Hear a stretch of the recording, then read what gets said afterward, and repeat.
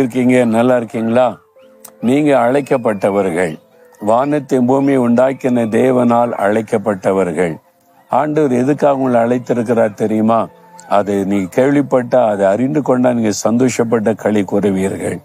நீங்கள் உலக மக்களால் எப்படி வேணாலும் நினைக்கப்படலாம்.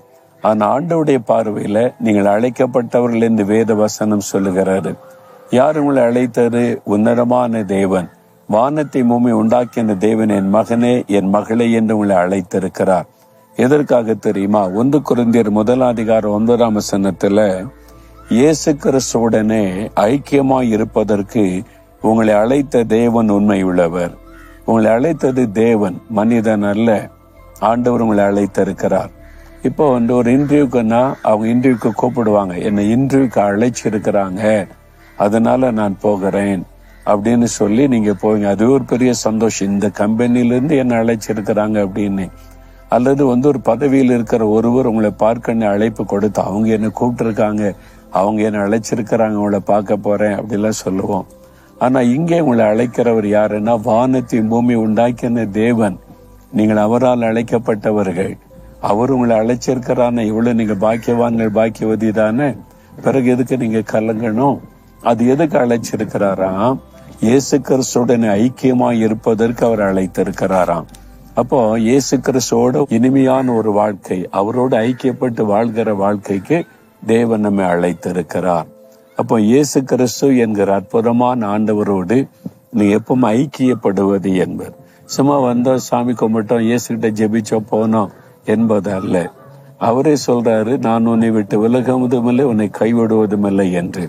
அப்ப நீங்க எங்க போனாலும் கூடவே இருப்பாரு. வீட்டுல இருப்பாரு, வேலையில இருப்பாரு, ஸ்கூல்ல இருப்பாரு, காலேஜில் இருப்பாரு, நீங்க பணி செய்கிற இடத்துல இருப்பாரு, எங்கேயுமே அவர் கூட இருப்பார். அதாவது ஐக்கியப்பட்டு உங்களோட பேசிக்கொண்டே இருப்பார். நீங்க அவரோட பேசலாம், அவர் உங்களோட பேசலாம். விலகாதவருடைய பிரசன்னம் உங்களோடு இருக்கும். ஐக்கியம் என்பது அதுதான். அப்ப எப்பொழுதுமே அவரோடு கூட இணைந்திருப்பது, ஒன்றாயிருப்பது, அதுதான் ஐக்கியம். ஒரு கணவன் மனைவியும் தான் தினந்தோறும் வாழ்க்கையில ஒன்னு ஐக்கியமா இருப்பாங்க, பாத்தீங்களா? மற்றவங்க எல்லாம் அந்த அளவுக்கு நெருக்கமா ஐக்கியமா இருக்க முடியாது. வேலையில ஃப்ரெண்ட்ஸா இருக்கிறவங்க வேலை நேரத்தோட முடிந்து விடும். ஸ்கூல்ல ஐக்கியமா இருக்கிறவங்க ஸ்கூல் டைமோட அது முடிந்து விடும். ஒரு ஆபீஸ்ல ஐக்கியமா இருக்கிற ஆபீஸ் டைமோட முடிந்து விடும். வியாபாரத்துல பழகணுங்க வியாபார டைமோட முடிந்து விடும். ஆனா கணவன் மனைவி ஐக்கியம் அப்படி இல்லை, வாழ்நாள் முழுவதும் தொடரும், தினந்தோறும் இருக்கும். அதே மாதிரிதான் மணவாளன் ஆகிய இயேசு கிறிஸ்துவோட நம்ம மணவாட்டியாக ஐக்கியப்பட்டு அவரோடு இணைந்து வாழுவதற்கு அழைக்கப்பட்டிருக்கிறீங்க. எவ்வளவு பெரிய பாக்கியம் இல்ல? அப்ப இயேசுவோடு கூட சேர்ந்து வாழ, அவரோடு ஐக்கியப்பட நான் அழைக்கப்பட்டிருக்கிறேன். அந்த தேவன் உண்மை உள்ளவர், என்னை அந்த பாதையில் அழகாய் நடத்துவார் என்று நீங்க விசுவாசிக்கும் போது அந்த அற்புதமான அனுபவத்தை உங்களுடைய வாழ்க்கையில உணரலாம். எப்பொழுதும் இயேசு உங்களோட பேசுவதை உணர முடியும். நீங்க பேசுவதை உடனே அவர் கவனித்து கேட்பதையும் பதில் கொடுப்பதை உணர முடியும். என் ஜெபத்தை கேட்கிறார், பதில் தருகிறார் என்று. ஒரு தாயார் பாருங்க, இயேசு அறியாத குடும்பத்தை சார்ந்தவங்க, ரொம்ப பக்தியோடு பல தெய்வங்களை வணங்கினவங்க, தெய்வ வணக்கத்துக்காக எதையும் தியாகமன ஆயத்தமாய் இருந்து தன் சரீரத்தை வருத்தி தெய்வத்தை தேடினவங்க. இயேசுனால உங்களுக்கு பிடிக்காது, யாராவது சொன்ன கோபம் வரும். ஆனா ஒரு சமயம் அவங்க அசுத்தாவினால் பாதிக்கப்பட்டு விடுதலை இல்லாமல் கலங்கின போது மந்திரவாதியை பார்த்தாச்சு, பூசாரிகளை பார்த்தாச்சு, குறி சொல்றவங்களை பார்த்தாச்சு, ஒன்னும் இல்லை, விடுதலை இல்லை. யாரோ சொன்னாங்க இயேசுவை பாரு அப்படின்னு சொல்லி. விரும்பாத நிலைமையிலும் வேற வழியே இல்லை, சரி இயேசுகிட்ட போய் பார்ப்போமேன்னு இயேசுவை தேடினாங்க. இயேசு பிரசன்னமாகி விடுதலை கொடுத்துட்டார். ஆச்சரியமான ஒரு விடுதலை, இலவசமான ஒரு விடுதலை.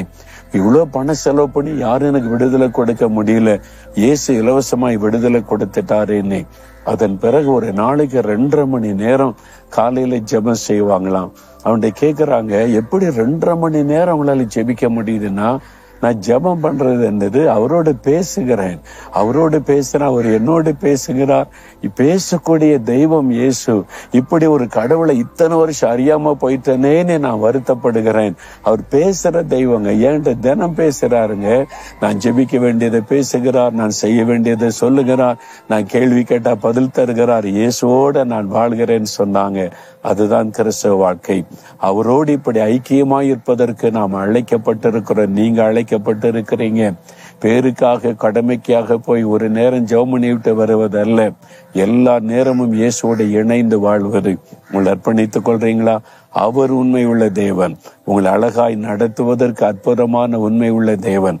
உங்களுடைய கரத்துல ஒப்பு கொடுத்த மட்டும் பாருங்க. இன்னைக்கு சொல்றீங்களா, ஆண்டவரே உம்மோட நான் ஐக்கியமா இருக்கணும், உம்முடைய குரலை கேட்கணும், உம்மோட எப்பவுமே நான் உறவாடணும், பேசிக்கொண்டே இருக்கணும். இயேசு கிறிஸ்துவோடு ஐக்கியமா இருப்பதற்கு என்னை அழைத்த தேவனே உமக்கு ஸ்தோத்திரம், ஸ்தோத்திரம். இயேசுவின் நாமத்தில் ஆமென்.